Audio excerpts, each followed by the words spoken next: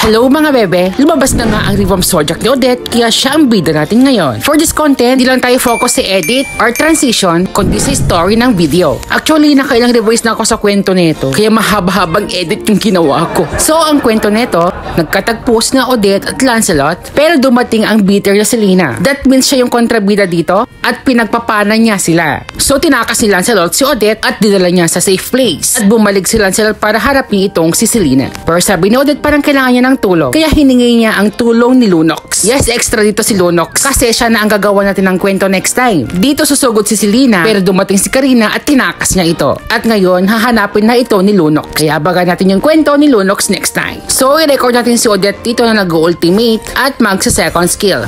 Tapos mag-recall siya. Kasi darating dyan si Lancelot.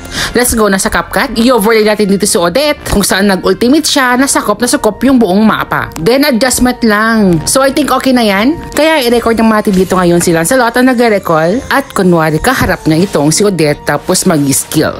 Balik na tayo sa CapCut. At imas natin yung part kung saan nag-recall itong si Lancelot. Ayan, nabubulol na.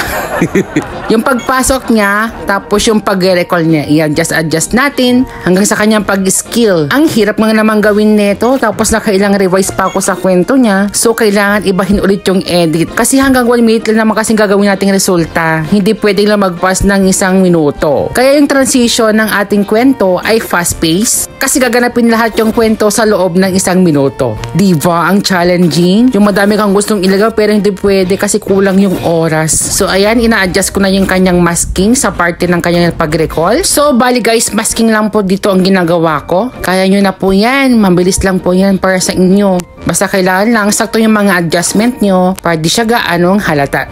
Kaya po ulit na nakatagtagarya. Dating martilyo dito yung warayan me. Yun pala, sana pa ma-follow po yung Facebook page ko. Pambawi lang sa na-hack na dati kong page. Ang hirap kapag nagsisimula ka ulit talaga, no? Pero kaya laban lang. So, i-record natin dito si Selena.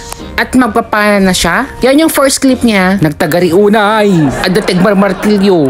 Ayan, imasa natin yung kanyang pana at kung saan sakto doon sa may second skill ni Lancelot. Para kunwari napigilan niyo yung pagdating ng pana niya sa kanila. Ganun lang din, imas lang natin siya para kunwari part siya ng video.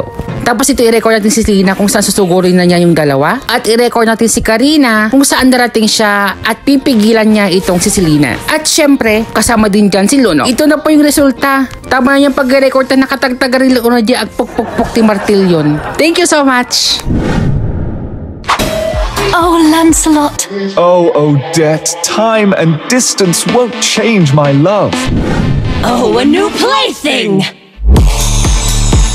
Feel my charm. Let's hunt for more. Astral Swan.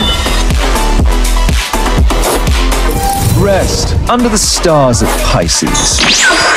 Keep up if you can. Witness the light of Virgo. Chaos must be purged. I am the void.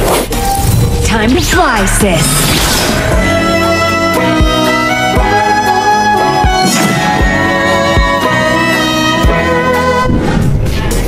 Big mistake.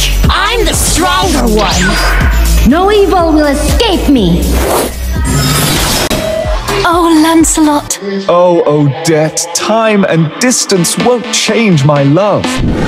Oh, a new plaything.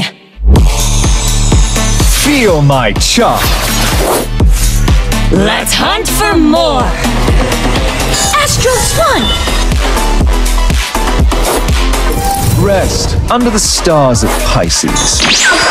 Keep up if you can. Witness the light of Virgo. Chaos must be purged. I am the void. Time to fly, sis.